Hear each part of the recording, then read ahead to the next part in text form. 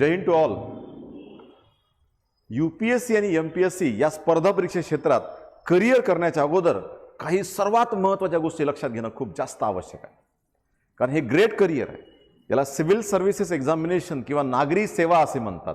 म्हणजे सेंट्रल आणि स्टेट गव्हर्नमेंटमध्ये जे टॉप मोस्ट एक्झिक्युटिव्ह पोस्ट असतात ते UPSC सिव्हिल सर्व्हिस एक्झामिनेशन आणि स्टेट सिव्हिल सर्व्हिस एक्झामिनेशन, ज्याला आपण राज्यसेवा म्हणतो, या दोघांचा सिलेबस 2025 पासून सेम झालेला आहे. म्हणजे प्रिलिम, मेन्स, इंटरव्ह्यू हा जो पॅटर्न असतो, मार्क्स, सिलेबस पूर्ण जे आहे, प्रिलिम, ऑब्जेक्टिव्ह, मेन्स, डिस्क्रिप्टिव्ह आणि पर्सनॅलिटी टेस्ट सेम झालेला आहे. त्यामुळे हे करिअर निवडत असताना जे आहे आपण आजपासून कसे निर्णय घेतले पाहिजे हे खूप महत्त्वाचं आहे.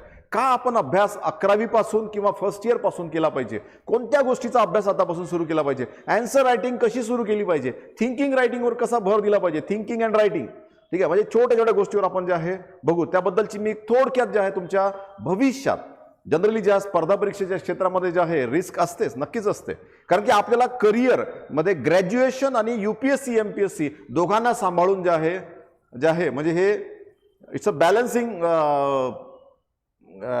स्ट्रॅटेजी कसं करायचं, तर या विषयावर जे आपण चर्चा करू आज. हे बघा, एक लक्षात घ्या, का करायची 11वी 12वी किंवा ज्या फर्स्ट इयर पासून का करावी, पहिला हा पॉईंट लक्षात आला पाहिजे की मोस्ट ऑफ द विद्यार्थी ग्रॅज्युएशन नंतर जेव्हा MPSC UPSC स्टार्ट करतात तर अभ्यास करायला 1 वर्ष आणि 1 वर्ष परीक्षेला, असे 2 वर्ष जे आहे मिनिमम लागतात.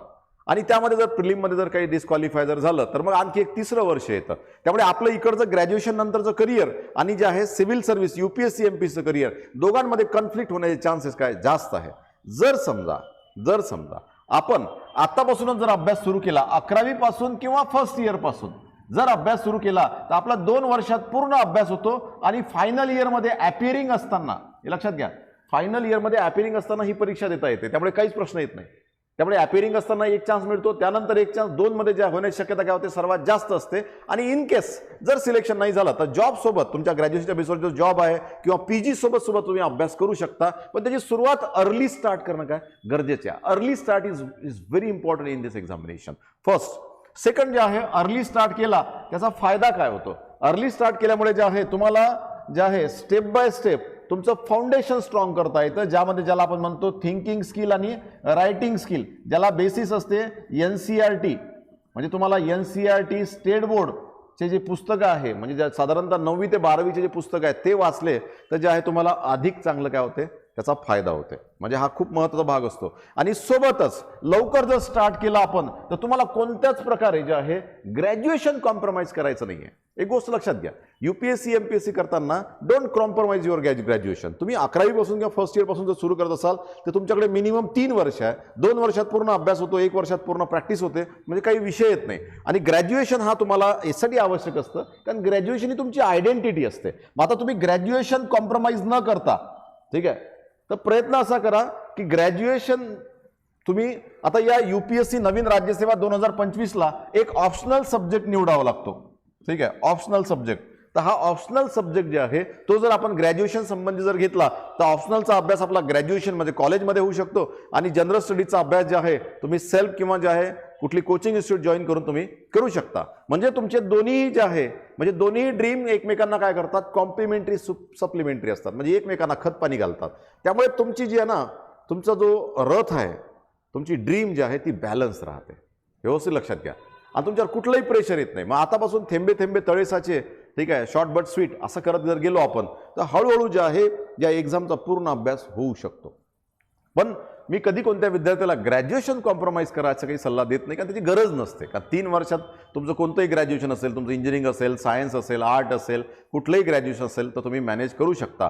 ठीक आहे, हा एक भाग काय महत्त्वाचा असतो. आणि चौथा पॉईंट असा असतो की पर्सनॅलिटी डेव्हलपमेंट ही ज्या आहे सुरू होते. ठीक आहे, कसं असतं, UPSC MPSC जो सिलेबस आहे हा टेक्निकल, नॉन टेक्निकल सर्व पैलूंना काय करतो, जे आहे पॉलिशिंग करतो. सर्व तुमचं नॉलेज जे आहे मल्टी डायमेन्शनल बनतं, त्यामुळे तुम्ही ब्रॉड थिंकिंग वाढते आणि त्यामुळे जे आहे पर्सनॅलिटी डेव्हलपमेंट, तुम्हाला तुमच्या ग्रॅज्युएशन बेस काही प्रायव्हेट कंपनीमध्ये इंटरव्ह्यू द्यायचे असेल किंवा तुम्हाला जे आहे पर्सनल म्हणजे इव्हन आनंदी राहण्यासाठी सुद्धा काय आवश्यक असतं की लाईफमध्ये इथिक्सचं महत्त्व, व्हॅल्यूजचं महत्त्व, जनरल नॉलेजचं महत्त्व, जनरल स्टडीज, कारण हे सर्व का आवश्यक असतं, कारण life is nothing but decision making आणि निर्णय घेण्यासाठी आहे ना चौफेर ज्ञान असणं काय आवश्यक असतं, त्यामुळे त्याचा फायदा तुम्हाला होतो. ठीक आहे, म्हणजे तुम्हाला ग्रॅज्युएशन 11वी 12वी कॉम्प्रोमाइज न करता, इव्हन जर तुम्हाला जे आहे 11वी 12वी जर तुम्ही जे विषय 11वी 12वीत असतात फिजिक्स केमिस्ट्री बायो त्याचा अभ्यास, पॉलिटिकल सायन्स असेल, जे 11वी 12वी जे विषय असतात तर तेव्हा आपल्याला NCERT वाचाव्यास लागतात. ते NCERT वाचल्यात आपला 11वी 12वीचा स्कोर सुद्धा काय होतो, इम्प्रूव्ह होतो. मी तर म्हणेल जे आहे काही लोकांना 8वी पासून जर अभ्यास करत असाल तर त्यांनी 8वीचे जे स्टेट बोर्ड किंवा NCERT जे पुस्तक असेल, जे शाळेचा जो अभ्यास आहे तो द बेस्ट करून ठेवावा, कारण की that is the foundation of this examination. म्हणून जे आहे अभ्यास करताना म्हणजे का आपण सुरू करावं की नंतर करिअरमध्ये कुठल्याही प्रकारची इनसिक्युरिटी किंवा कुठल्याही प्रकारचे प्रश्न येत नाही. आणि हे बघ लक्षात घ्या, ही ड्रीम आहे. ठीक आहे, कारण की सिव्हिल सर्व्हिसेस एक्झामिनेशनमध्ये जो करिअर असतं ती खूप छान करिअर असतं, परंतु आपल्याला आपली परिस्थिती सुद्धा लक्षात घेणं गरजेचं असते आणि या परिस्थितीमध्ये आपल्याला जे आहे बेसिक गोष्टी इम्प्रूव्ह करणं काय खूप गरजेचं असते. यामध्ये सर्वात महत्त्वाचं आहे थिंकिंग स्किल.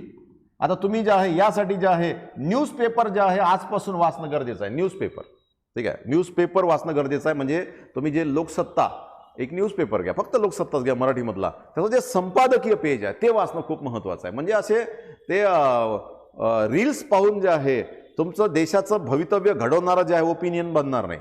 तुम्हाला जे आहे संपादकीय पेजला जे एडिटोरियल पेजला जे आर्टिकल असतं एकदम जे आहे 2000 शब्दाचं, ज्यामध्ये चौफेर पूर्ण मुद्दा मांडला असतो, पॉझिटिव्ह निगेटिव्ह मांडलेले असतात, स्टँड काय घ्यायचा हे मांडलेलं असतं, तो का घ्यावा हे मांडलेलं असतं.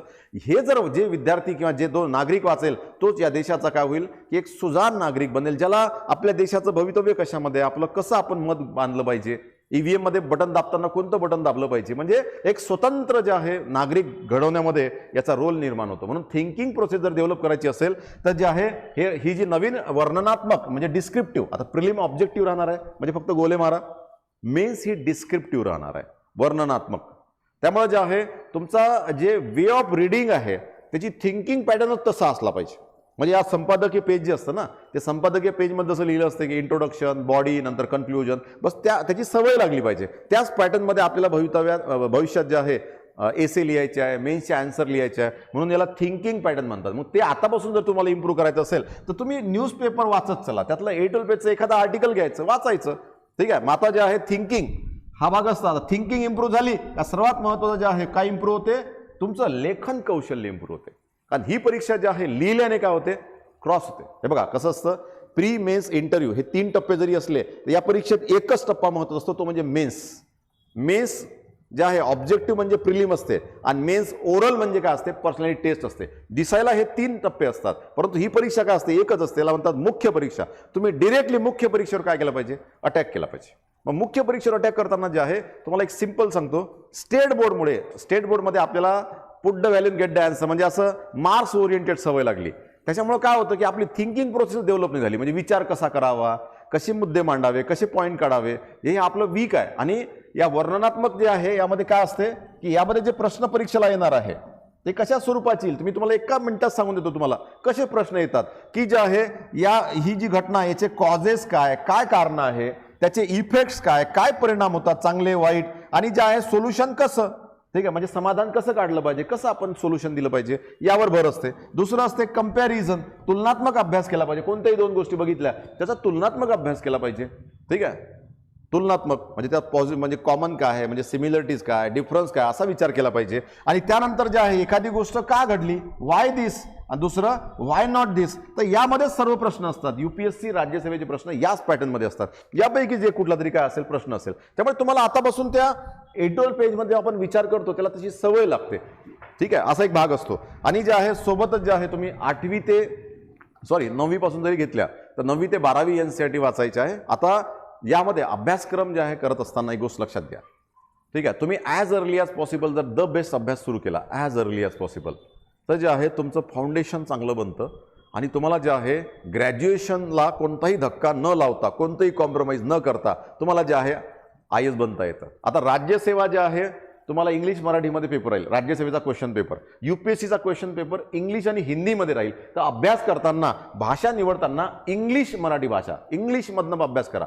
जे इंग्लिशमध्ये भेटतं ते इंग्लिशमध्ये वाचा, मराठीमध्ये भेटतं ते मराठीत वाचा. इंग्लिश मराठी या माध्यमातून जर अभ्यास केला तर काय होईल की ही का असं केलं आयोगानं, याला कारण असं असतं की यामुळे म्हणजे तुम्ही ही राज्यसेवा 2025 पासून सेम का झाली, तर महाराष्ट्रातला मराठी माणूस IAS सुद्धा आता मराठीमधून क्रॅक करू शकतो आणि भारतातल्या सर्व सेंट्रल गव्हर्नमेंटच्या जेवढ्या काही पोस्ट आहे तो त्याला ॲपियर होऊ शकतो. म्हणजे तुमच्यासाठी संधी येते फक्त MPSC मधल्या 2 किंवा 3 हजार जागा नाही झाली किंवा ज्या 10,000 जागा, आता संधी जी आहे 1 लाख प्लस पोस्टसाठी झाली तुमच्या. त्यामुळे तुमचं करिअर आणखी सिक्युअर्ड झालं. फक्त तुम्हाला 2025ची जर राज्यसेवा कारण की जे लोक फर्स्ट इयरमध्ये आहे किंवा सेकंड इयरमध्ये आहे तर त्यांनी 2025चीच राज्यसेवा करायची, म्हणजे सुरू करून द्यायची आतापासून. मग आतापासून जे आहे या छोट्या छोट्या गोष्टीकडे जर आपण भर दिला तर आपण हळूहळू आपलं जे आहे तर जे फाउंडेशन जे आहे बनवू शकतो. त्यामुळे आपलं विमान जे आहे काय करू शकते, प्रॉपरली जे आहे टेक ऑफ करू शकते. ही गोष्ट व्यवस्थित लक्षात घ्या. त्यामुळे जे आहे 11वी पासून किंवा इव्हन तुम्ही आधी करायचं असेल पण तो निर्णय तुमचा असला पाहिजे, ठीक आहे. कारण की या एक्झाममध्ये म्हणजे अचिव्हमेंट ह्यूज आहे. म्हणजे तुम्हाला social security, job security, social status, power, esteem, सर्व गोष्टी अवेलेबल आहे, ठीक आहे. जबाबदारी तशीच आहे. तुम्हाला या करिअरबद्दलचं थोडीशी माहिती असणं सुद्धा काय गरजेचं आहे. कारण या पूर्ण परीक्षेला, हे लक्षात, या पूर्ण परीक्षेला काय म्हणतात, नागरी सेवा परीक्षा, सिव्हिल सर्व्हिसेस एक्झामिनेशन. राज्यसेवा म्हणजे स्टेट आणि जे आहे युनियन म्हणजे UPSC म्हणजे युनियन सिव्हिल सर्व्हिस एक्झामिनेशन, म्हणजे त्यामध्ये सेंटर आणि स्टेट दोन्ही येतं असं, ठीक आहे. तर यामध्ये तुम्हाला मराठीमधून सुद्धा आता IAS क्रॅक करता येतं. कारण UPSCमध्ये IAS, IPS, IRS, ठीक आहे, IFS हे पदं असतात. आणि MPSC राज्यसेवेमध्ये deputy collector, DYSP, tehsildar, assistant commissioner of sale tax असे जे आहे क्लास 1, क्लास 2 गॅझेटेड पोस्ट असतात, ठीक आहे. त्यामुळे या करिअरची सुरुवात करताना ह्या गोष्टी लक्षात ठेवणं गरजेचं आहे. आणि सोबतच विषय निवडत असताना हे बघा, आतापासून तुम्हाला चालू घडामोडी, आता ह्या नवीन पॅटर्नचा जो आधारस्तंभ आहे ते आहे चालू घडामोडी. चालू घडामोडी समजण्यासाठी तुम्हाला 2 विषय सर्वात पहिले करणं गरजेचं आहे. एक आहे पॉलिटी आणि दुसरा आहे इकॉनॉमी. हे 2 विषय जे आहे समजणं खूप गरजेचं आहे. पॉलिटीसाठी जे आहे तुम्ही 8वी ते 12वी जे आहे NCERT, ठीक आहे, 8वी ते 12वी.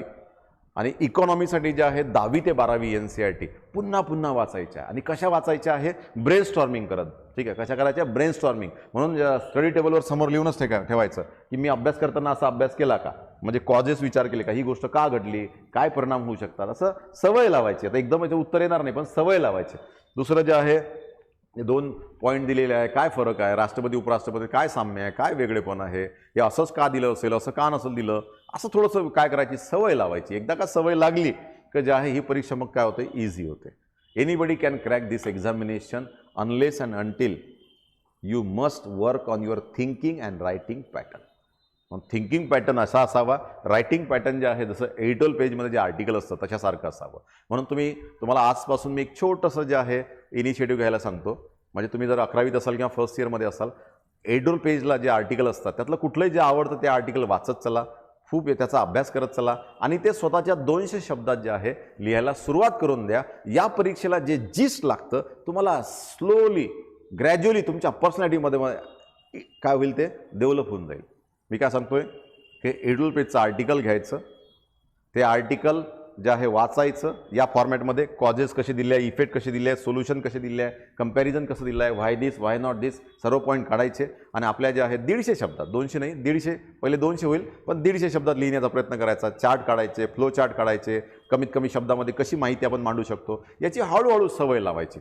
ही जर इनिशिएटिव्ह तर तुम्ही घेतला, पण त्यासाठी पॉलिटी आणि इकॉनॉमी हे 2 विषय काय करायचे, पहिले कंप्लीट करायचे. कारण करंट अफेअर जे आहे 70% करंट अफेअर ह्या 2च विषयावर अवलंबून असते, पॉलिटी आणि इकॉनॉमी. मग तुम्हाला पेपरसुद्धा समजायला लागेल, तुम्हाला खूप इंटरेस्ट येईल आणि हळूहळू जे आहे तर तुम्ही तुमच्या ध्येयाकडे वाटचाल करा. तर समोरचे टप्पे जे आहे म्हणजे या परीक्षेचा सिलेबस, या परीक्षेमध्ये ऑप्शनल कसा निवडावा, या परीक्षेमध्ये विचार कसा करावा, लिहावं कसं, म्हणजे ईच अँड एव्हरी आस्पेक्ट जे आहे तुम्हाला येणाऱ्या सिरीजमध्ये उपलब्ध राहील. तर अशा प्रकारे जे आहे so best wishes to all of you. तुम्हाला कुठलाही निर्णय, कुठलाही कन्फ्युजन जर असेल तर तुम्ही जे आहे चाणक्य फाउंडेशनच्या ऑनलाईन प्लॅटफॉर्म, मग तो फेसबुक असेल, यूट्यूब असेल, Chanakya foundation UPSC MPSC current affairs YouTube असेल, त्यानंतर वेगवेगळे प्लॅटफॉर्म्स आहे, ठीक आहे. म्हणजे व्हॉट्सअप असेल 777587487 0, त्या किंवा ज्या चाणक्य फाउंडेशनचे जे कॉन्टॅक्ट नंबर आहे, या कॉन्टॅक्ट नंबरवर तुम्ही प्रश्न जरी सोडला तर तुम्हाला त्याचं उत्तर जे आहे मिळेल. Okay, thank you very much. जय हिंद, जय भारत.